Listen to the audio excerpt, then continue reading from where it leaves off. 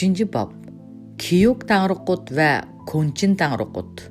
1. Kiyok Tanrıqut. Miladidan 174 yıl burun Batur Tanrıqut, yani Oğuzxan alamdan ötdi. Onlar Batur Tanrıqutni öz adetlari boyunca nihoyatda dabdabalik holda dafn qilgan. Onlar Baturning o'g'li Kiyokni Tanrıqut qilib taxtda o'ltirg'izdi. Xan sulolasining podshohi Xanvundi Kiyok Tanrıqutga elchi avatib, uni tabrikladi. Arqadilla, yani miladidan 174 yıl burun Xan sulolasining xan jamoatidan bo'lgan bir malik qizini Kiyok Tanrıqutga yotliq qildi. Xanvundi miladidan 162 yıl burun elchi orqali Kiyok Tanrıqutga tövendeki mazmunda maktub yozdi. Xan podshohi ulug' Hun Tanrıqutning salomatligini ehtirom ila so'raydi. Kiyok Tanrıqut Xanvundiga yozgan javob maktubida mundaq degan: Ko'k Tangri bilan yer Tangri tarafidan hayot berilgan. Kun Tangri bilan oy Tangri tarafidan taxtga chiqarilgan ulug' Hun Tanrıquti Xan podshohining salomatligini ehtirom ila so'raydi. Kiyok Tanrıqutning bu maktubidan uning Xan sulolasiga o'z otasi Batur Tanrıqutga o'xshashla nihoyatda mag'rur bir qiyofatda turib muomala qilganligini ko'rib olg'ili bo'ladi. Amaliyotdami Kiyok Tanrıqutlik qilgan mazgilida, ya'ni milodidan burunqi 161dan 174 yillar Xan sulolasi burunqidaklar Hunlarga ulpan to'lab turishga majbur bo'lgan. Hatta miladidan 162 yıl burun Kiyok Tanrıqut Xanvundiga tahdid silib, uni har yili Hunlarga avatadigan belgilik miqdordagi narsalarning sonini ko'paytirishga, undaq narsalarning hammasiga kimxob, ta'tilla, yepak shoyi avatishga majbur qilgan. Kiyok Tanrıqut bu niyatni amalga oshirishdan burun, ya'ni milodidan 166 yil burun 140 ming kishilik Hun atlı qo'shinlarga o'zi bosh bo'lib, Xan sulolasiga hujum boshlagan. Onlar g'arbda Gansuning ba'zi joylaridan tortib, sharqda Shanshining ba'zi joylarigacha bo'lgan rayonlarga besib kirib, Xuyjun ordusiga o't qo'yib, Xan sulolasining poytaxti Chang'anga yaqinlab kelgan. 2. Konçin Tanrıqut. Milodidan 161 yil burun Kiyok Tanrıqut olamdan o'tdi. Onun o'rniga o'g'li Konçin Tanrıqut bo'ldi. Konçin Tanrıqut qilgan mazgilida, ya'ni 126dan 161 yillar, onlar bilan Xan sulolasi o'rtasidagi munosabat ba'zida yomonlashib, ba'zida yaxshilashib turgan bo'lsa-mu, oxirida uzunga so'zilgan urushlar boshlanib ketdi. Konçin Tanrıqut milodidan 158 yil burun hozirgi Xibey o'lkasidagi Lüyen noyisining atrofiga, ichki Mong'oliyadagi To'qtu noyisining atroflariga 60 ming kishilik Hun atliq qo'shinlarini avatib, ya'ni har qaysiga 30 mingdan ortiq qo'shin avatilgan. Shu joylarga hujum qilgan. Xanvundi 3 songun boshchiligida nurg'un qo'shinlarni otlantirib, onlarning hujumidan saqlanish uchun chegara mudofaasini kuchaytirishga avatgan. Milodidan 156 yil burun o'lgan Xanvundining o'rniga podshoh bo'lgan Xanjingdi, ya'ni 141dan 156 yillar Tavching atliq amaldorini onlarga elchi qilib avatib, qudilishni darhol asliga keltirib, munosabatni yaxshilashga kirishgan. Xan elchisi Tavching Day viloyatiga, ya'ni viloyat markazi hozirgi Xibey o'lkasidagi Yushan noyisining g'arbiy janubida yetib kelib, ikki o'tirliqda ilib berilgan suhbatlardan keyin qudlishish asli keltirilgan. Milodidan 152 yil burun Xan sulolasi malikalaridan biri Konçin Tanrıqutga yotliq qilingan. 4. bab. Hun Tanrıqutligi bilan Xan sulolasi orasida yuz bergan urushlar. 1. Hunlarga qarshi urush strategiyasining tuzilishi. Xanjingdi podshohlik qilgan mazgilida, ya'ni 141dan 156 yillar, Xan sulolasining iqtisodi intayin gullangan bosqichga qadam qo'ydi. 17 yoshli Xanvundi podshoh bo'lgan chog'ning dastlabki yillarida poytaxt va chegara atroflariga yaqin bo'lgan shaharlardagi ochliq omborlari ochliqqa to'lib tashdi. Xazinaga to'plangan boyliq yetib oshadi. Davlat o'stirib ko'paytirilgan urush otlaridan boshqa puhrolarmu ot beqib o'stirdi. Shu chaqda Xan sulolasining hokimiyatimi mustahkamlangan edi. Harbiy jihatdan olganda, onlarga taqobil turishga yaraydigan qo'shinlar tashkillanib, yaxshi ta'lim olgan edi. Xan Vudi milodidan 138 yil burun, ya'ni shu chaqda u 20 yoshda edi. Poytaxtdagi o'rdida Xan sulolasining tajribali siyosiyonlari, diplomatlari, harbiy strategiyachilari bilan kengashib, onlarga qarshi urushning harbiy strategiyasini tovandikicha tuzib chiqdi. G'arb tarafda bo'lsa, onlar bilan Ko'knur, ya'ni hozirgi Chinxaydagi Tibetlarning munosabatini uzib tashlab, onlarni g'arb tarafdan yordam ololmaydigan holga tushirish. Yana bir tarafdan g'arbdagi qo'lga keltirishga bo'ladigan davlatlarga elchi avatib, shundoq davlatlar bilan harbiy ittifoq tuzib, ya'ni masalan Jangchen g'arb ellariga shu maqsad bilan avatilgan. Onlarning ikki tarafidan, ya'ni sharqiy va g'arbiy tarafidan hujum qilib zarba berish. Sharq tarafda bo'lsa, onlar bilan Tunguslarning, ya'ni qadimki chaqda onlar hozirgi sharqiy shimoldagi 3 o'lkada yashaydi. Aloqasini uzib tashlash. Buningdan tashqari hozirgi Xibey o'lkasidagi Layuan noyasining shimoliga nihoyat nurg'un qo'shinlarni to'plab, Sadichil sepilidan shimolga qarab yo'lga chiqib, onlarga hujum qilib qattiq zarba berish. Tarixiy faktlar bo'yicha qaraganda, qadimki chaqda onlar bilan Xan sulolasi orasida bo'lgan urushlar mana shu strategiya bo'yicha ilib berilgan. Bu strategiya yiroqdagi davlatlar bilan birlashib, yaqindagi qo'shni davlatlarga hujum qilish, kuchliklarning orasiga so'g'uqchilik selib bo'lib tashlash, ondan ojizlarga yordam berib, kuchliklarni yo'qotish, keyin qolganlarini qo'ymasdan bir-birlab yo'qotish tadbirga asoslanib tuzilgan. Bundaq tadbirni milodidan 270 yil burun Vey bagligi, ya'ni urushqoq davlatlar davridagi baglik din Changlu degan kishi Chin bagligining xoni Zhoushang Wangga tuzib bergan.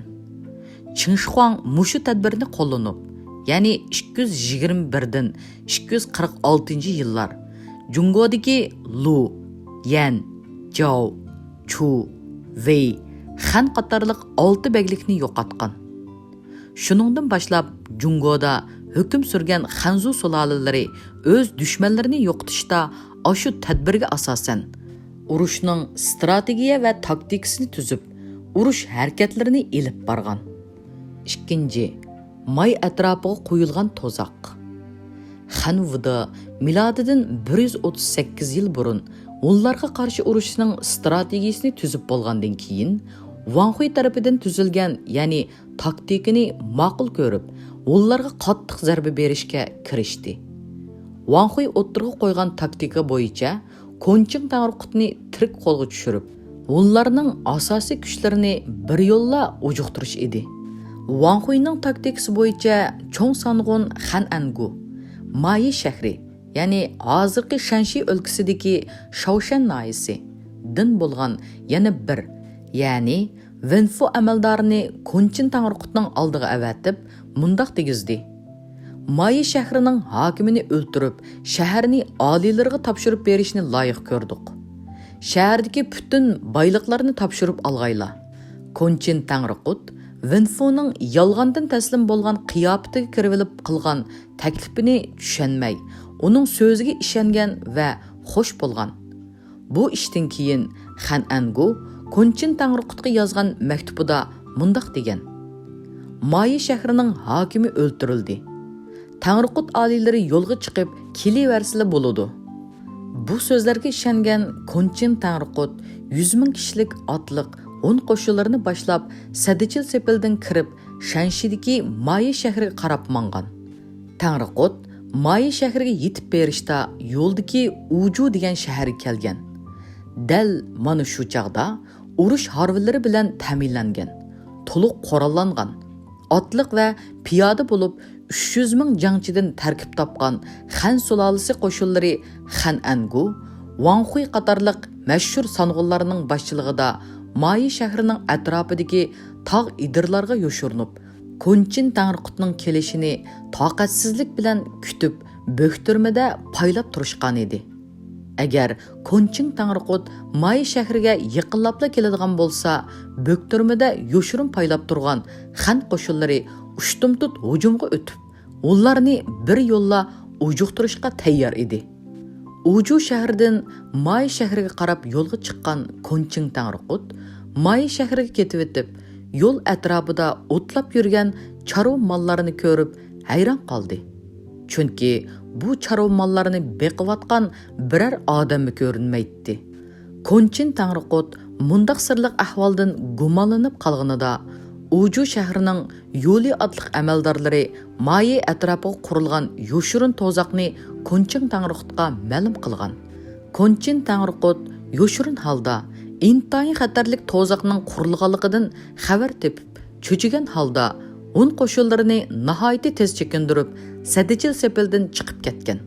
Bu xabarni anglagan Xan Angu, Wang Hui ularning keyindan qo'g'lamoqchi bo'ldi. Lekin ular allaqachon yiroqlashib ketgan edi. Mayidagi to'zoqning qarg'i kelmaganligidan nihoyatda qattiq parishon bo'lgan Xan Wuda Wang Huini o'limga buyurgan. Wang Hui nurg'un pul to'lab o'limdan qutulgan. Mayi vaqasi milodidan 133 yil burun bo'lgan. 3. Ordus urushi. Ordus yayligi eng qadimgi chog'lardan tortib, ular chorvachilik qiladigan manzarasi nihoyatda chiroyli, o't-cho'p va suyi mo'l yaylaq edi. Ordus yayligi Jungoning qadimgi poytaxti Chang'anning dal shimoliga joylashgan. Qin milodidan 221 yil burun Jungoni birlikka keltirgandan keyinmi yangidan qurilgan Qin sulolasining shimoldagi kuchli qo'shnisi onlar Chang'anga xavf selib turadi. Qin afsona gaplar bilan jon boqadigan hukmronlarning, ya'ni onlar Qin sulolasini yo'qtidi degan so'zlarga ishinib, Ordus yayloqlarini besib olishga bel bog'ladi. U shu maqsadni ko'zda tutib, milodidan 215 yil burun Mintian otliq sang'unning yetakchiligida 300 ming kishilik qo'shinni onlarga qarshi mangdirib, Ordus yayloqlarini olgan edi. Botir Tangriqut, ya'ni O'g'izxon taxtiga o'tirib, ancha uzun o'tmayla Ordus yayloqlarini yangi qurilgan Xan sulolasidan tortib olgan. Xan Wuda Mayi vaqasidan keyin onlarga qarshi harbiy yurishlarini boshladi. Xan Wuda milodidan 127 yil burun Weicheng otliq cho'ng sang'unining yetakchiligida otliq va piyoda qismlaridan tarkib topgan nurg'un qo'shinini onlarga qarshi mangdirgan. Weicheng boshchiligidagi qo'shin hozirgi ishki Mongoliyaning To'qtu noyisidan yo'lga chiqib, g'arb tarafdan aylanib kelib, Ordus yayloqlarida 10 qo'shinlari bilan uchrashgan. Urushda ular mag'lub bo'lib, Ordus yayloqlaridan chekingan. Xan Wuda Ordus yayloqlarini olgandan keyin Qin Shuangning vaqtidagi koni qoidaga amal qilib, Ordus yayloqlarida Shaoyang viloyatini ta'sis qilib, bu joyga yangidan 100 ming odamni ko'chirib kelgan. Shaoyang viloyatini chegarani mudofaa qiladigan muhim joyga aylantirgan. Chang'anning Hunlar xavfiga osonlik yo'liqishi tugatilgan. Hunlar Ordusni qo'ldan berib qo'ygandan keyin milodidan 123 yil burun hozirgi Ko'kxun shahrining sharqidagi poytaxtini hozirgi tashqi Mongoliyadagi o'tanga yo'tkab ketgan. 4. Kangsuning ularning qo'lidan ketishi. Milodidan 123 yil burun Konchin Tangriqut olamdan o'tdi. Uning uksi elchisi Tangriqut bo'ldi. Elchisi Tangriqutlik qilgan mezgillarida, ya'ni 114 dan 126 yillar 10 Tangriqutligi bilan Xan sulolasi orasida ko'p qatim urush bo'ldi. Shu urushlar ichida 2 qatimligi nihoyatda qattiq bo'lgan. Xan Wuda Ordus yayloqlarida o'z kuchlarini joylashtirib olgandan keyin onlar bilan Tibet xonligi, ya'ni Ko'knur o'ttirisidagi munosabatni uzib tashlab, Hun Tangri qutluğunun g'arbidagi territoriyasi, ya'ni O'rta Osiyo va G'arbiy Osiyoga boradigan qatnash yo'liga to'sqinlik qilish uchun Kangsu'dagi Xeshi koridorini elishni ko'zladi. Xeshi koridori Kangsu'dagi, ya'ni hozirgi Gansu, Tilan tig'i, ya'ni hozirgi Chilanshan va Olchi tig'i, ya'ni hozirgi Yanjishan etaklardagi bir parcha munbat yayloq edi. Eng qadimgi chog'lardan boshlab Xeshi koridori va uningga tutash bo'lgan joylarda ulug' yovchilar, uysunlar yashaydi. Yovchilar bilan bo'lgan urushda mag'lub bo'lgan uysunlar milodidan 180 yil burun Xeshi koridoridan g'arbga qarab ko'chib, hozirgi Ili vodisi, Issiqko'l atroflariga berib makonlashgan edi. Ulug' yovchilar bo'lsa, milodidan 176 yil burun Batur Tangriqutning jazo yurishiga uchrab, nihoyat og'ir mag'lubiyatga yo'liqqandan keyin milodidan 175 yil burun Xeshi koridoridan g'arbga qarab ko'chib ketgan edi. Shu voqeadan keyin onlar Xeshi koridori va uningga tutash bo'lgan joylarga Qoni va Shiutsoga otliq ikki Hun qabilasini ko'chirib kelgan edi. Shu ikki qabilaning xonlari shu qabilaning nomlari bilan Qoni xon, Shiutsoga xon deb ataladi. Xan yilnomasi jug'rofiya bayonidagi bayonga asoslanganda hozirgi Wuvi va uning atrofidagi joylar Shiutsoga xonning yayligi bo'lsa, hozirgi Jangyi va uning atrofidagi joylar Qoni xonning yayligi edi. Xanvuda Xeshi koridorini elish uchun milodidan 121 yil burun Xochubing otliq yosh, talantliq Sang'unning yetakchiligida otliq va piyoda qismlaridan tarkib topgan bir necha yuz ming kishilik qo'shinni Hunlarga qarshi mangdirdi. Xochubing Hunlarni Kangsu'ning shimoliga qo'g'lab etib, Xeshi koridorini oldi. Qoni xon va Shiutsoga xonlarining urushda mag'lub bo'lganligini anglagan elchisi ularni jazolamoqchi bo'ldi. Buni sezib qolgan Qo'yi xon chegaraga odam avatib, Xan sulolasiga taslim bo'lish haqida suhbat o'tkazdi. Qo'yi xon Shiutsoga xonni o'ldirib, ya'ni Shiutsoga xon taslim bo'lishga unamaganligi uchun bir necha tuman Hun qo'shinlarini boshlab Xan sulolasiga taslim bo'ldi. Xan sulolasi taslim bo'lgan Hunlarni hozirgi Gansu, Shanshi, Sanshi qatorliq o'lkalarning shimolidagi joylarga o'rinlashtirib, ularni Xan sulolasiga qarashliq 5 baglik deb atadi. Xanvuda milodidan 121 yil burun Hunlardan Xeshi koridorini tortib olgandan keyin u yerga ichki joylardan 200 ming kishini ko'chirdi. Ko'chmanlar yangi joyda bo'z yer ichib, dehqonchilik bilan shug'ullandi. Xanvudaning qarashicha, chegara mudofaasini kuchaytirishning unumli chorasi chegara bo'ylariga ko'p miqdorda odam ko'chirish edi.